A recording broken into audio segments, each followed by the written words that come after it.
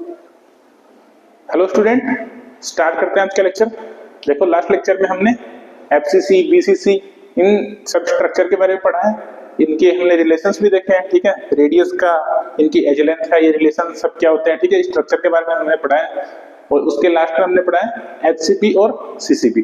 तो आज हम एचसीपी और सीसीपी को थोड़ा डिटेल में समझने वाले हैं कि क्या क्या है, इनकी स्ट्रक्चर कैसे कैसे बनती है, ठीक है। तो थोड़ा डिटेल में समझेंगे आज किस किस को, एचसीपी को और सीसीपी को। तो मैं स्टार्ट करता हूं एचसीपी से। हेक्सागोनल क्लोज पैकिंग, HCP, ठीक है। Hexagonal close packing. तो देखो सबसे पहले मैं एचसीपी का डायग्राम बनाता हूं। डायग्राम बनाते हैं सबसे पहले एचसीपी का डायग्राम, समझिए आप। कुछ ऐसा डायग्राम बनेगा इसका।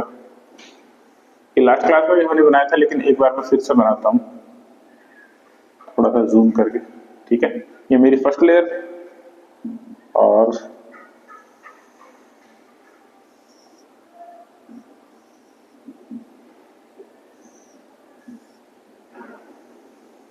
ये सेकंड लेयर, ठीक है।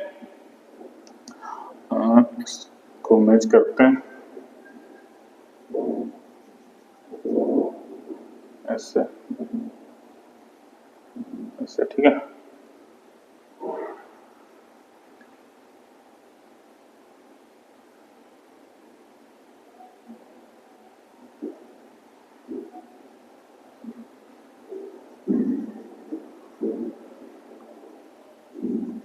ऐसे स्ट्रक्चर, ठीक है। इसमें एटम्स मेरे कहां कहां होंगे, कॉर्नर एटम पे, तो कॉर्नर्स पे होंगे एटम। कॉर्नर्स के अलावा एक सेंटर पे भी होगा, ठीक है। नीचे भी एक सेंटर पे होगा, कॉर्नर पे होंगे,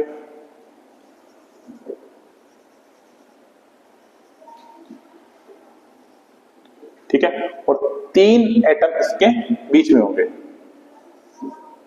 इधर, ठीक है। ये बीच वाले हवा में नहीं लटक रहे हैं, ठीक है। ये एक लेयर नीचे है, ठीक है। देखो मैं इसको थोड़ा सा और विजुअलाइज करा देता हूं। ये 3 एटम है कहां मेरे एक्चुअल में,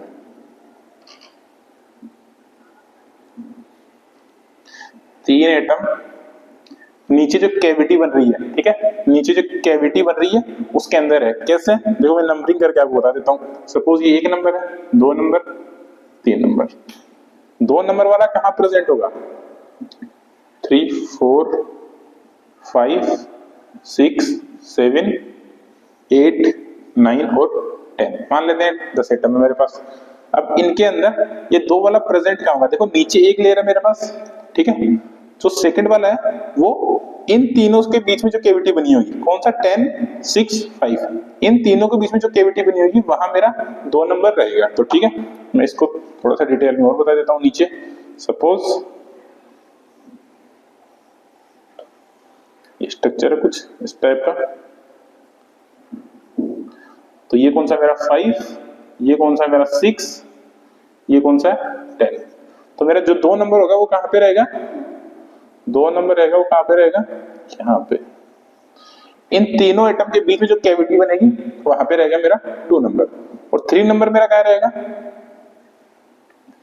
3 नंबर कहां रहेगा, 3 नंबर रहेगा 10, 8 और 7 के बीच में जो कैविटी बनेगी उसके बीच। तो 3 नंबर मेरा कुछ इधर रहेगा और 4 नंबर, 4 नहीं 1 नंबर, 1 नंबर कुछ इधर रहेगा। ये कौन सा नंबर है, 4, 9, ठीक है। और ये वाला 8।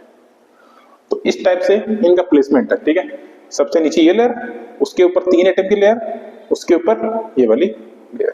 तो इस टाइप से इन सब का अरेंजमेंट रहेगा, ठीक है। आगे हम बात करते हैं कोऑर्डिनेशन के नंबर, कोऑर्डिनेशन के बारे में। कोऑर्डिनेशन नंबर कितना है इनका, ठीक है। तो चलो स्टार्ट करते हैं।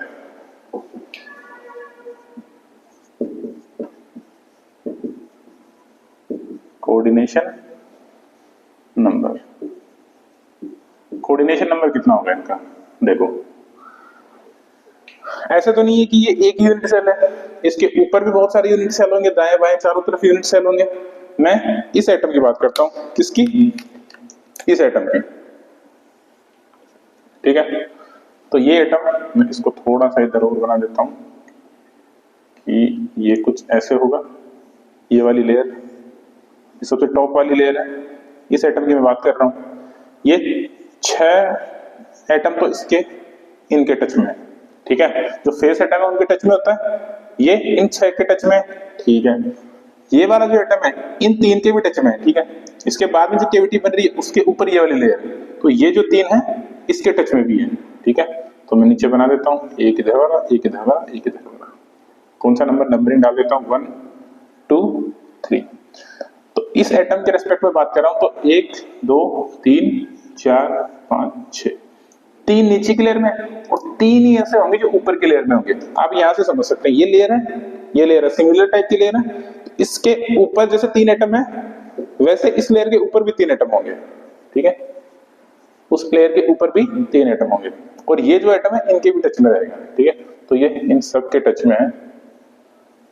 तो टोटल मेरा कोऑर्डिनेशन नंबर कितना हो गया, 1 2 3 4 5 6 7 8 9 10 11 12, ठीक है, 12। कैसे, CN कोऑर्डिनेशन नंबर कितना आया, 12। 12 कैसे आया, 6 एटम इन ऑन प्लेन, ठीक है। 6 एटम इसके खुद के प्लेन में, खुद के प्लेन में 6 एटम, 3 इसके नीचे, 3 इसके ऊपर है। 3 एटम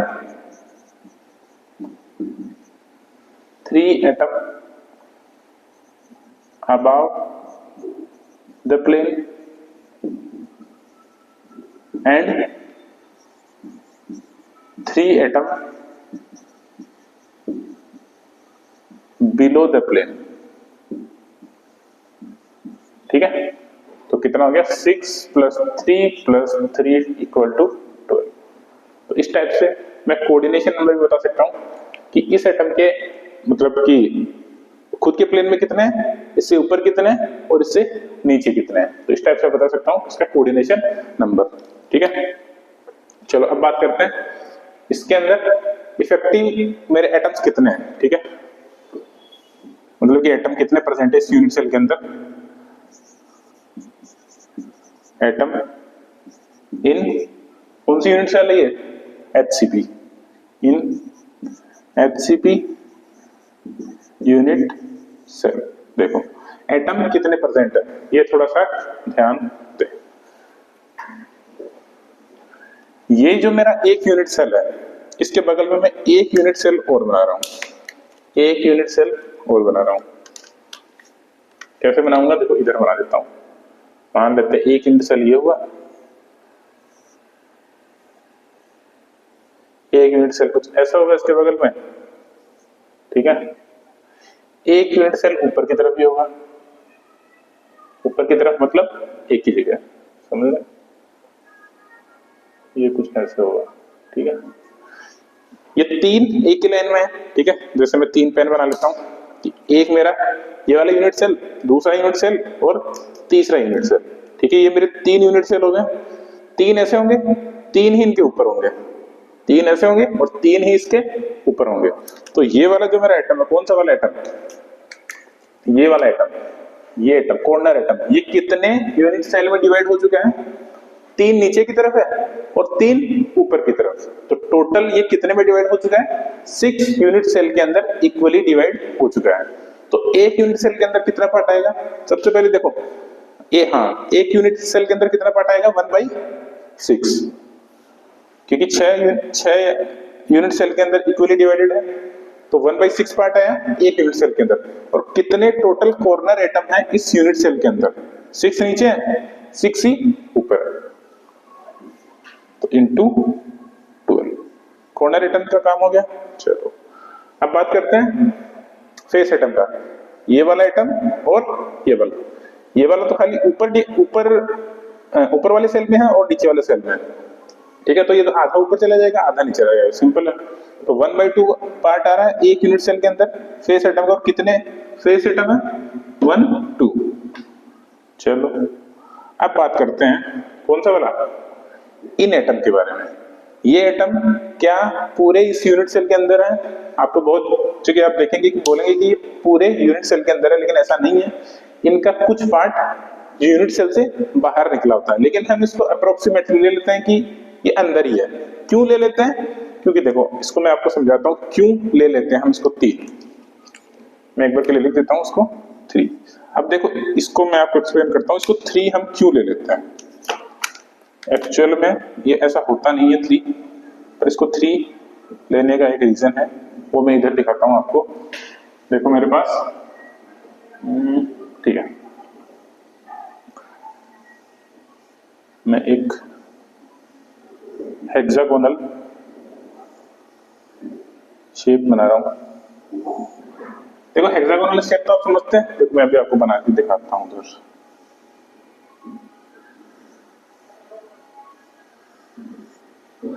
इसकी फेस, इसकी शेप कैसे बनेगी? उसके जैसे बनेगी, बना देता हूं। एक इधर, एक इधर, 2 एटम हो गए, एक बीच में रहेगा, एक इधर रहेगा, एक इधर रहेगा, एक इधर रहेगा और एक इधर रहेगा। ये मेरी शेप कौन सी होगी? हेक्सागन।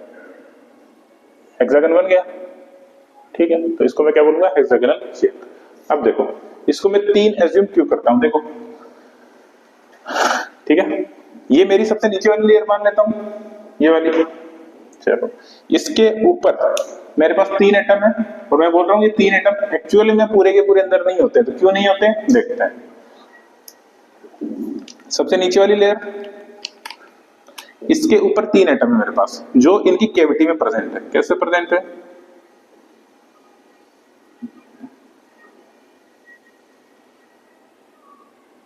कैसे प्रेजेंट है? ऐसे। ये पहला एटम मान लेता हूं, ये दूसरा एटम, ये तीसरा एटम। 3 एटम है मेरे पास, तीनों प्रेजेंट है। अब बनाता हूं मैं यूनिट सेल। इसका सेंटर, इसका सेंटर, सेंटर, सेंटर, इसका सेंटर, इसका सेंटर, यूनिट सेल बनाता हूं। तो ये यूनिट सेल कुछ ऐसा बनेगा, ये यूनिट सेल कुछ ऐसा बनेगा, ऑब्वियस सी बात ऐसा ही बनेगा। सारी बात समझना। तो इसके अंदर जो यूनिट सेल बना है, इसके बाहर कुछ पार्ट चला गया है, ये वाला पार्ट और ये वाला पार्ट और कौन सा पार्ट? ये वाला पार्ट, ठीक है। ये पार्ट बाहर चला गया, लेकिन ऐसा तो नहीं है कि 3 ही एटम प्रेजेंट होंगे मेरे पास, इसके अगल बगल भी और एटम भी होंगे। तो मान लेते हैं इसके बगल में इधर कुछ और एटम भी प्रेजेंट हैं।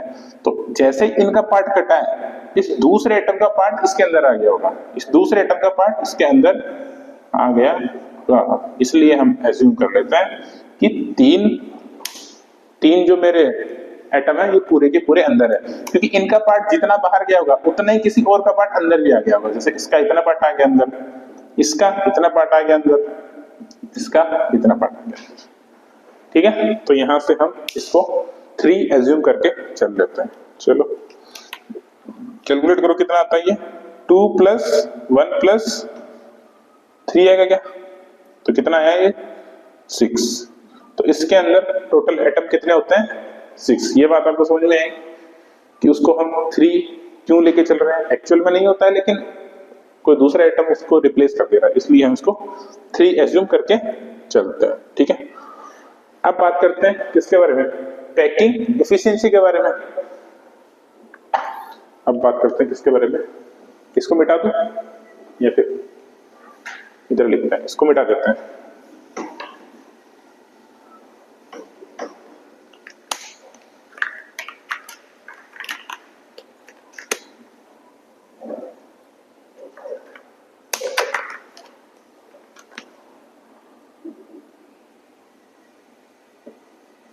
पैकिंग फ्रैक्शन बोल दो, पैकिंग फ्रैक्शन, ठीक है। पैकिंग फ्रैक्शन इसको डायरेक्ट परसेंटेज में लिख देता हूं। पीएफ परसेंटेज, कितना परसेंट बनेगा? नंबर ऑफ एटम, कितने नंबर ऑफ एटम है मेरे पास? 6। तो 6 इंटू एक एटम का वॉल्यूम 4/3 पाई आर क्यूब, ठीक है, divided by total volume. Volume of किसकी? पूरे यूनिट सेल की। पूरे यूनिट सेल की वॉल्यूम क्या आएगी? देखो पूरे यूनिट सेल की वॉल्यूम कैसे कैलकुलेट करूंगा? देखो नीचे वाला ये जो एरिया है इसका एरिया कैलकुलेट कर लूं और इसको मान लेता हूं मैं एज्यूम हाइट h, इसको मान लेता हूं मैं h, इसको h से मल्टीप्लाई कर दो तो इसका वॉल्यूम आ जाएगा। ठीक है, तो कैसे करूंगा? 6 इंटू √3/4 a स्क्वायर मतलब हुआ इसका हाँ देखो दोनों के दोनों ये टचिंग स्पेस है। देख कैसे बताऊं मैं, 6 और 7 इसको इन दोनों को एज्यूम करना, क्या बता रहा हूं ये 6 हुआ, दोनों के दोनों आपस में टच कर रहे हैं तो ये डिस्टेंस कितनी होगी? ये इधर चला गया हेक्सागन पूरा, ये वाली कितनी हुई? ये डिस्टेंस 2r, तो ये मेरी एज लेंथ हो गई √3/4 a स्क्वायर, a की जगह में क्या रखूंगा? 2r स्क्वायर इंटू किसको, इसको इससे किससे मल्टीप्लाई करूंगा? हाइट से, इंटू 100। तो यहां पे मेरे पास सब कुछ है, क्या नहीं है मेरे पास रिलेशन? रेडियस के अंदर और हाइट के अंदर, रेडियस के अंदर और हाइट के अंदर। तो अब देखते हैं हम रेडियस और हाइट का कैलकुलेशन। ठीक है, रेडियस का और हाइट का कैलकुलेशन, मतलब h को r की टर्म्स में चेंज करूंगा, कैसे करेंगे ये समझते हैं। देखो क्योंकि सीधा तो सॉल्व होगा नहीं तो लिखते हैं कैलकुलेशन फॉर h। h कैसे कैलकुलेट होगा? देखो इधर थोड़ा सा समझते हैं। ये पूरा डिस्टेंस मेरा h है, ये आधा डिस्टेंस मतलब कि यहां तक का आधा डिस्टेंस कितना होगा? h/2 होगा, बिल्कुल होगा। ठीक है, अब देखो मैं इसको थोड़ा सा एक्सटेंड करके उधर लिखता हूं, इसी को थोड़ा एक्सटेंड करके उधर लिखता हूं, कैसे? देखो कुछ ऐसे, कुछ ऐसे, ऐसे। ठीक है, ये मेरा कौन सा एटम नंबर? ये मेरा एटम नंबर है, इसको उल्टा बना दिया क्या मैंने? चलो कोई दिक्कत नहीं है, इसको मैं एटम नंबर दे देता हूँ 1, इसको दे देता हूँ 2, इसको दे देता हूँ 3। इसके ऊपर एटम नंबर है, इसको मान लेता हूँ मैं कौन सा मानू 11 मान लू क्या? 11 नंबर। ये जो एटम है मेरा ये कौन सा है? 11 नंबर। तो यहाँ पे मैं अज्यूम कर लेता हूँ ये मेरा कौन सा है? 11 नंबर एटम। ठीक है, और ये एक मेरा प्लेन है पूरा, ये सेंटर हुआ है उसका। ठीक है, ये मेरा पूरा प्लेन है और ये डिस्टेंस कितनी है मेरी?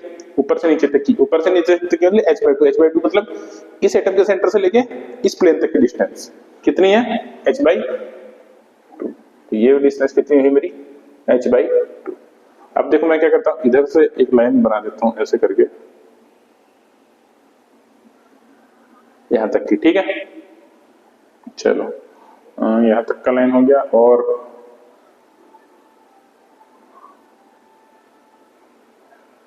एक चीज बताइए, ये जो एटम है, ये जो एटम है, ये तीनों आपस में भी टच कर रहे हैं, तीनों आपस में भी टच कर रहे हैं।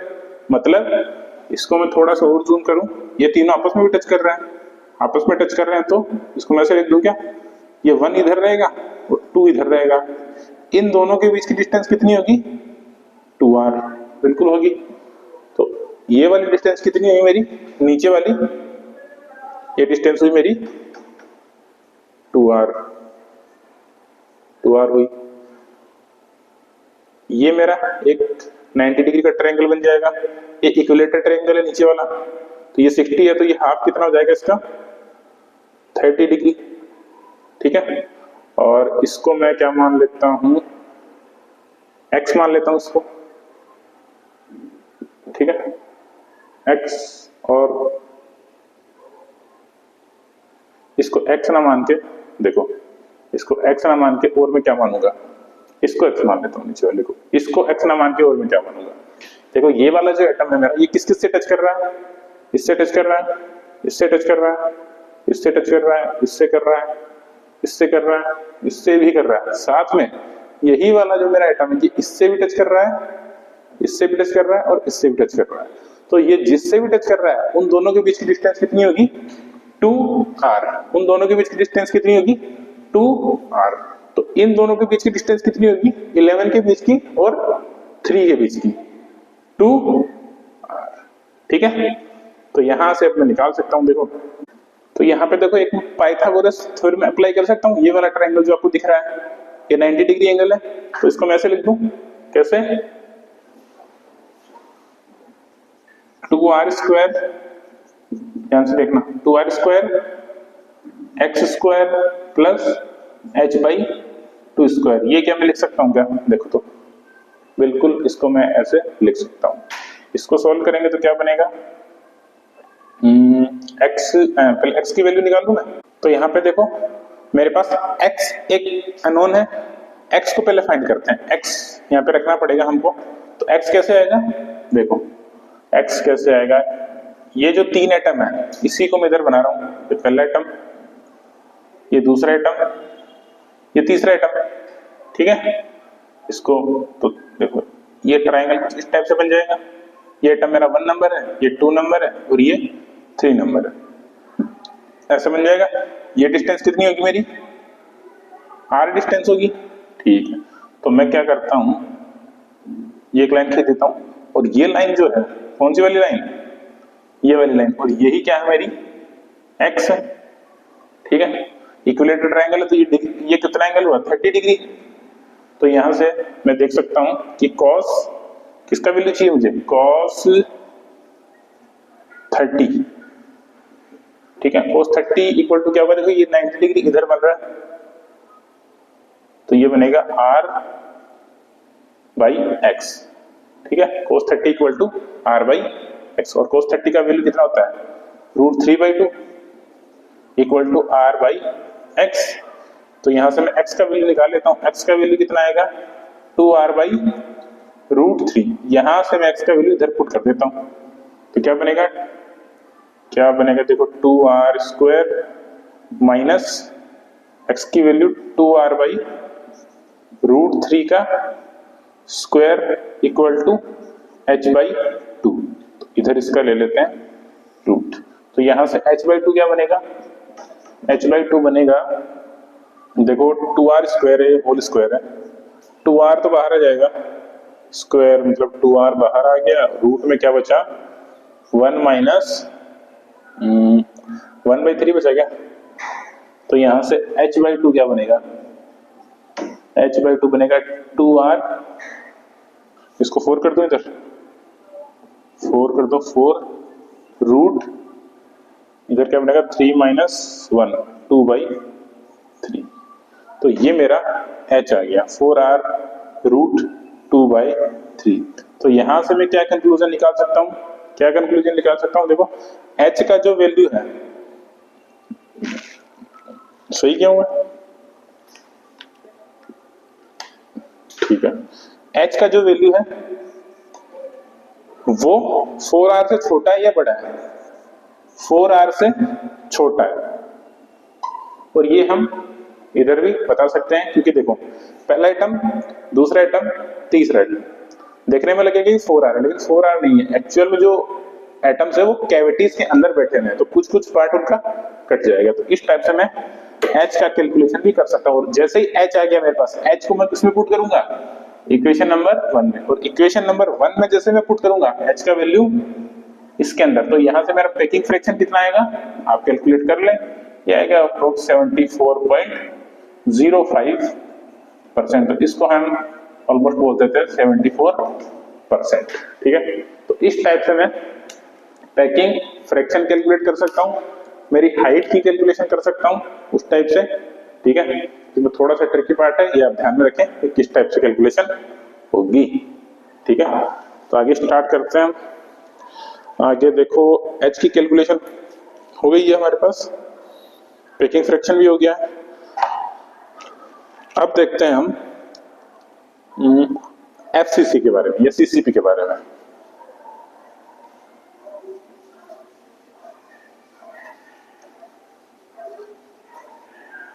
ये HCP के बारे में देख लिया हमने, अब हम CCP के बारे में देखेंगे। CCP एक्चुअल में FCC होता है, सीसीपी जो है वो एक्चुअल में एफसीसी ही होता है। कैसे होता है वो देखते हैं। ये हम पढ़ रहे हैं हेक्सागोनल पैकिंग, ठीक है। तो सबसे पहले बात करते हैं किसके बारे में, सीसीपी के बारे में।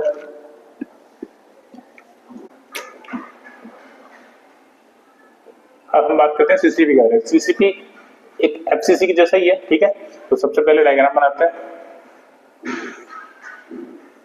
डायग्राम कैसे बनेगा देखें।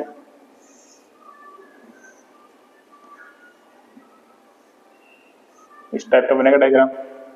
एटम्स मेरे कहां प्रेजेंट होंगे, एक एटम इधर होगा, एक इधर होगा, एक इधर होगा, एक इधर होगा, एक इधर, एक इधर, एक इधर, ठीक है। और कहां एटम प्रेजेंट होंगे, फेस पे, 4 फेस पे, एक पीछे की तरफ, एक आगे की तरफ। एक पीछे वाला इधर होगा कुछ, आगे वाला कुछ इधर होगा, ठीक है। तो ये वाला जो एटम है ये किस किस से कनेक्ट हो रहा है, देखो फेस एटम से कनेक्ट होता ही है, इससे हो रहा है, इससे भी हो रहा है, इससे भी हो रहा है, इससे भी हो रहा है, ठीक है। इसके अलावा ये और किस किस से अटैच हो रहा है, ध्यान रखें, ये इससे भी कनेक्ट हो रहा है, इस वाली दीवार से भी, आगे भी, पीछे भी, रहते भी। तो ये इससे भी कनेक्ट हो रहा है, इससे भी और इससे भी, आई बात समझ में। और इससे ऊपर भी होगा तो ये उनसे भी कनेक्ट हो रहा है। तो सबसे पहले हम देखते हैं इसके अंदर रेडियस के एज लेंथ के अंदर और रेडियस के बीच में क्या इनका रिलेशन है। तो इसको मैं थोड़ा सा जूम आउट करके इधर बना देता हूं, इस सरफेस को नीचे की तरफ देखो।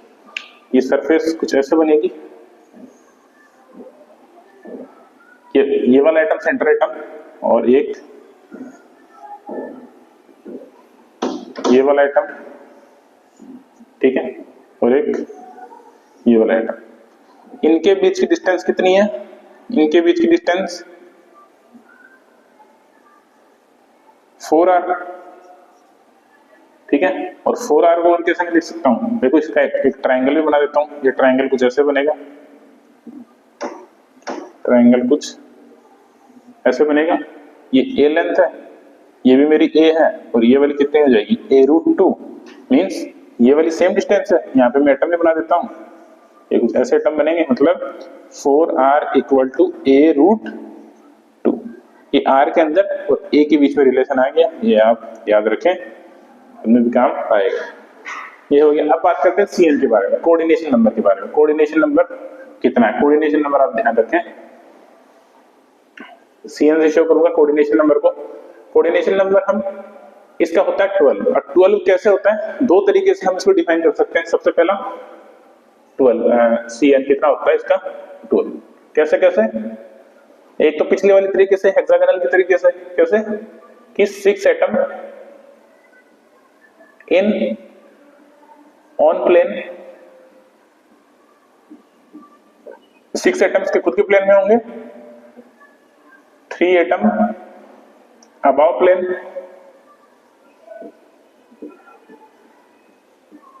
3 एटम हो गए वो अबाव प्लेन हो गए, और 3 एटम बिलो प्लेन, ठीक है। 3 एटम कैसे, आप इसको समझे, 3 एटम ये मैं भी आपको बताऊंगा कैसे। सबसे पहले हम एक तरीका और देख लेते हैं कैसे। इसमें तो क्या है, 6 एटम खुद के प्लेन में, 3 एटम ऊपर, 3 एटम नीचे, कैसे वो हम अभी देखेंगे। और 12 भी होता है CN। दूसरे तरीके से मैं इसको कैसे डिफाइन कर सकता हूं, 4 एटम इन ऑन प्लेन, ठीक है, और 4 एटम अबाव प्लेन, ठीक है। 4 एटम अबाव प्लेन और 4 atom below plane, 4 atom below plane. ये वाला हम इधर से डिफाइन कर देंगे, वो वाला है वो हम अभी डिफाइन करते हैं। सबसे पहले ये डिफाइन करते हैं, 4 एटम खुद के प्लेन में, 4 एटम कैसे होंगे, इसको मैं कंसीडर करके चल रहा हूं। ये किस किस से टच हो रहा है, देखो इससे हो रहा है, इससे हो रहा है, इससे हो रहा है, इससे हो रहा है। तो ये 4 एटम हो गए खुद के प्लेन में। 4 एटम इसके नीचे वाले प्लेन में, कौन से, ये वाला, ये वाला, ये वाला, ये वाला, 4 एटम खुद के प्लेन में। ऐसा ही एक यूनिट सेल ऊपर की तरफ भी होगा, ऐसा ही एक यूनिट सेल ऊपर की तरफ होगा, उसमें भी 4 एटम रहेंगे, ठीक है। तो इससे मैं डिफाइन कर सकता हूँ 4 इस प्लेन में, 4 खुद के प्लेन में और 4 ऊपर वाले प्लेन में, ठीक है। तो इस तरीके से हम बता सकते हैं कोऑर्डिनेशन नंबर इसका 12 दो तरीके से डिफाइन कर सकते हैं। ये वाला जो तरीका है वो हम अभी देखते हैं आप कैसे डिफाइन करेंगे। सबसे पहले और क्या देख सकते हैं इसमें, नंबर ऑफ एटम देख लिया, नंबर ऑफ एटम इन कौन सी unit cell, CCP unit cell. कैसे, देखो ये जो कॉर्नर एटम है, कॉर्नर एटम का हमको पता है कितना 1/8 पार्ट होता है, 1/8 इंटू टोटल एटम कितने हैं, कॉर्नर 8 प्लस फेस एटम कितने हैं 1 2 3 4 5 6 एटम है। ए का कंट्रीब्यूशन कितना है, हाफ, तो हाफ इंटू 6, तो यहां से सॉल्व करेंगे कितना आएगा 1 + 3 = 4। तो 4 इसके अंदर एटम प्रेजेंट है। अगला देखते हैं packing fraction. Packing fraction, packing fraction कैसे होगा, number of atom into number of atom into एक एटम का वॉल्यूम कितना आएगा 4/3 πr³ अपॉन यूनिट सेल का वॉल्यूम कितना बनेगा a क्यूब, ठीक है। यहां से आप वैल्यू रखें कितना आएगा 4 × 4/3 πr की जगह मैं लिख देता हूं a√2/4 का क्यूब अपॉन a क्यूब। जब आप इसको सोल्व करेंगे तो आपके पास आंसर आएगा 74%, ठीक है 74%। आगे चलो बात करते हैं नेक्स्ट नियरेस्ट एटम की कैलकुलेशन, मतलब देखते हैं। सबसे पहले देखते हैं नियरेस्ट एटम। नियरेस्ट एटम कितने और कितनी डिस्टेंस के ऊपर है। मैं इस एटम के बारे में बात करता हूं। देखो इससे सबसे पास वाला एटम कौन सा होगा, ये होगा क्या, नहीं होगा, ये वाला होगा, दिख रहा है, ये वाला इसका सबसे पास वाला एटम होगा। कितने एटम होंगे इसके सबसे पास वाले, देखो कितने एटम होंगे इसके सबसे पास वाले। एक एटम होगा, एक एटम होगा ये वाला, एक एटम होगा ये वाला, एक एटम होगा ये वाला, मतलब जो आगे के फेस पे होगा, एक इधर वाले फेस पे, एक इधर वाले फेस पे, एक इधर वाले फेस पे। और कितना होगा इसका डिस्टेंस, देखो ये टोटल डिस्टेंस कितना है a√2, तो इसका हाफ कितना होगा a/√2, कितना होगा a/√2। और कितने होंगे टोटल a/√2 इनटू टोटल कितने होंगे। देखो इस एटम के बारे में बात करते हैं तो देखो दो इस एटम में, इसको मैं थोड़ा सा एक्सटेंड और करके और लिख देता हूं आपको थोड़ा सा समझाने के लिए।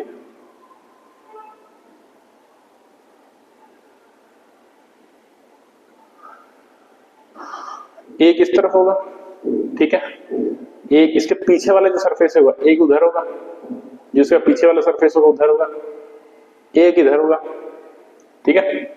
तो इस टाइप से आप समझे कि कितना होगा, 4 होंगे नीचे वाली सरफेस पे, ठीक है, 4 होंगे नीचे वाली सरफेस पे, क्योंकि देखो एक इधर चला गया, ये तो नीचे वाला हो गया। अब इससे ऊपर वाली लेयर पे देखो एक इधर, एक इधर, एक इधर कोई होगा, एक और क्यूब होगा, एक इधर एक और क्यूब होगा, तो 4 नीचे, 4 यहाँ, 4 इसके ऊपर, ठीक है। तो टोटल कितने होंगे, टोटल कितने होंगे 12, मतलब a/√2 डिस्टेंस पे होंगे कितने 12, ठीक है। कितने होंगे a/√2 डिस्टेंस पे 12 एटम। नेक्स्ट नियरेस्ट देखो, next nearest atom, next nearest atom कौन सा होगा, वो तो सिंपल है। देखो ये a डिस्टेंस वाला जो एटम है वही मेरा नेक्स्ट नियरेस्ट एटम होगा।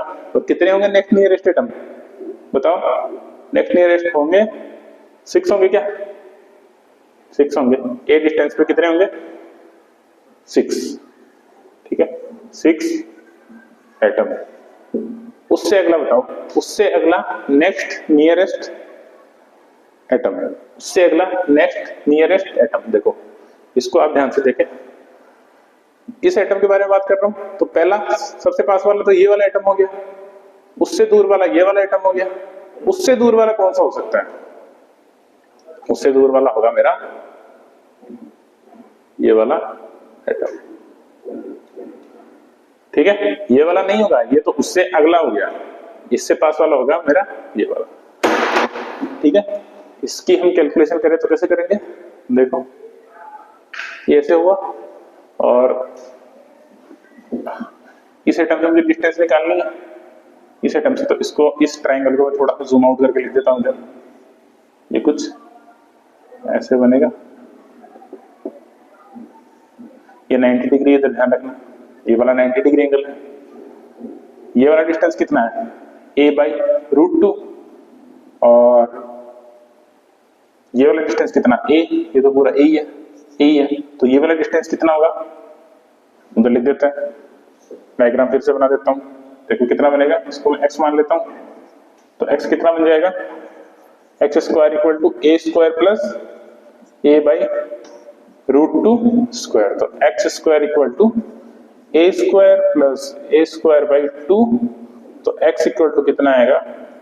√3a²/2, और x = a√3/2, ठीक है। a√3/2 इस डिस्टेंस पे ये वाला एटम प्रेजेंट होगा। टोटल कितने एटम होंगे ये थोड़ा सोचो। ये इससे अपोजिट वाले फेस पे एक ये वाला एटम होगा, एक और कौन सा होगा?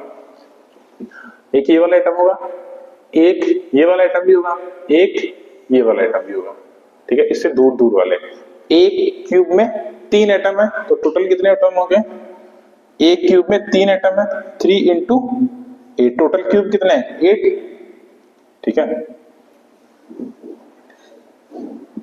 तो कितना होगा?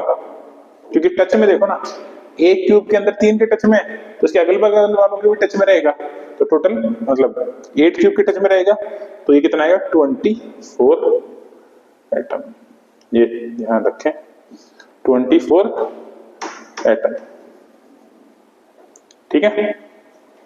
तो इस टाइप से आप नियरेस्ट और नेक्स्ट नियरेस्ट भी निकाल सकते हैं, √3/2, ठीक है। आगे चलो, आगे मैं बताता हूं आपको FCC और CCP एक जैसे क्यों है। FCC और CCP एक जैसे क्यों बोल रहे हैं हम इनको? इनकी वैल्यूज बराबर आ रही है, कैसे आ रही है ये आप देखें।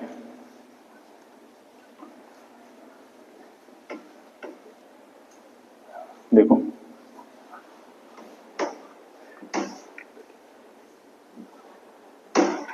देखो मैं अगर FCC बना रहा हूं, इधर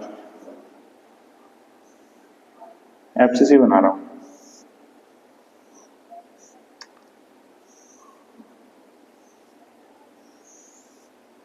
ये बना FCC,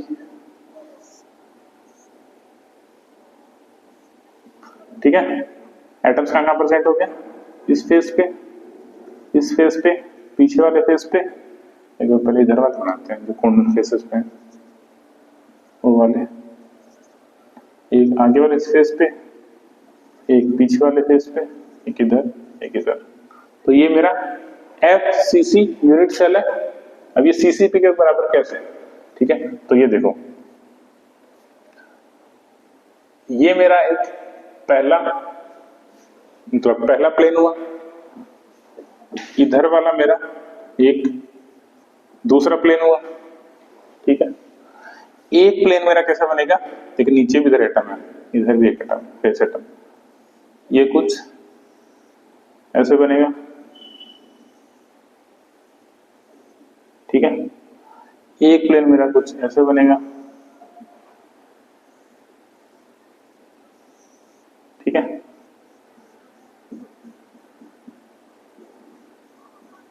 तो यहां से मैं नंबरिंग करके आपको बताता हूं, नंबरिंग करके आपको बताता हूं। ये मान लेते हैं 1 2 3 4 5 6 7, मान लेते हैं ये मेरा कौन सा है? 4 नंबर, ये वाला 3 नंबर, ये वाला 2 नंबर, 2 ठीक है, ये वाला 2 3 और 4, ठीक है। एक चीज बताओ मुझे, जो ये 1 नंबर वाला है ये किस किस के टच में है, 4 के और 3 के टच में है, या फिर मान लो मैं पहले यही वाला ये जो प्लेन है इसी प्लेन के एटम बनाता हूँ। देखो जो मेरा 7 वाला है ये इधर वाले फ्रंट फेस पे, नहीं सॉरी, ये 7 जो पीछे वाले फेस पे, अगर पीछे वाले फेस पे रहेगा तो किस किस को टच करेगा, ये 3 को टच करेगा और 2 को टच करेगा। सोचे थोड़ा सा, ये यहाँ पे, तो जो पीछे वाला फेस होगा वो 7 वाला इसको टच करेगा और इसको टच करेगा, तो ये कौन सा होगा मेरा 7 नंबर। और जो मेरा इधर की फेस वाला है 5 नंबर, वो किस किस को टच करेगा, 4 को करेगा और 3 को करेगा। ये जो है ये किसको करेगा, 5 वाला 4 को करेगा और 3 को करेगा। और जो सबसे नीचे वाला है ये किसको टच करेगा, इन दोनों को टच करेगा, 5 को और 7 को, तो ये कुछ इधर आएगा। अब ऐसे तो है नहीं कि इतने ही एटम है मेरे पास, ये ऐसे ही अरेंजमेंट आगे चलता जाएगा, तो ये मेरे पास एक हेक्सागोनल शेप आ जाती है। कैसे आती है देखो, मान लेते हैं इधर देखो ये कोई शेप, ऐसे हेक्सागन बन गया इस टाइप से, ये मेरा एक हेक्सागन बन गया।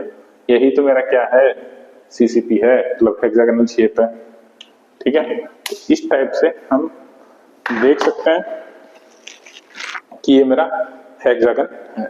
यहीं पे एक क्वेश्चन ले लेते हैं कि देखो, क्वेश्चन में आपको लिखा देता हूं,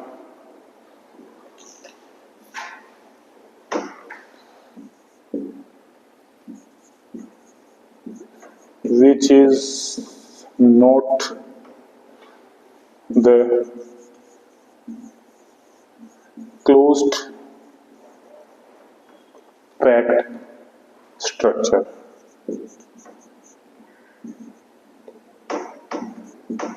कौन सी क्लोज्ड पैक्ड स्ट्रक्चर नहीं है।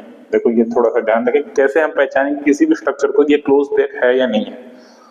तो लिखता हूं A B, option number A है, ऑप्शन नंबर बी है, ऑप्शन नंबर सी है,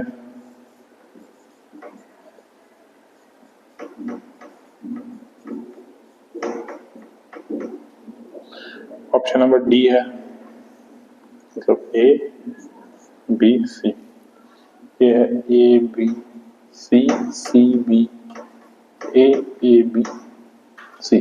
तो इसमें आपको पहचानना है कि कौन सा मेरा क्लोज्ड पैक है और कौन सा मेरा क्लोज्ड पैक नहीं है।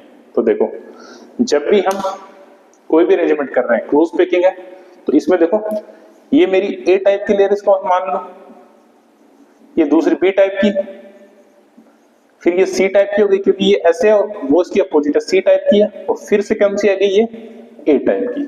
मतलब कोई भी दो कॉन्सिक्यूटिव लेयर एक जैसी नहीं है, ऐसा कभी नहीं होगा क्लोज पैकिंग के अंदर कि ए टाइप की लेयर बन जाए। तो ये मेरी क्लोज पैकिंग नहीं होगी क्योंकि सेम टाइप की लेयर आ गई, ठीक है, सेम टाइप की लेयर आ गई। तो इसमें बताओ कौन से में कॉन्सिक्यूटिव लेयर सेम है। इसके अंदर मुझे एक तो ये दिख रही है सीसी और ए, तो करेक्ट आंसर कौन सा हो जाएगा इसका, डी, क्योंकि ऑप्शन नंबर डी में मेरी क्लोज पैकिंग नहीं है क्योंकि सेम टाइप की लेयर एक साथ आ रही है। ऊपर कहीं भी देख लो एक जैसी लेयर एक साथ नहीं आ रही है, ठीक है। लेकिन इस केस में क्या आ रही है, मेरी सीसी एक जैसी लेयर एक साथ आ रही है और ए ये भी एक जैसी लेयर एक साथ आ रही है।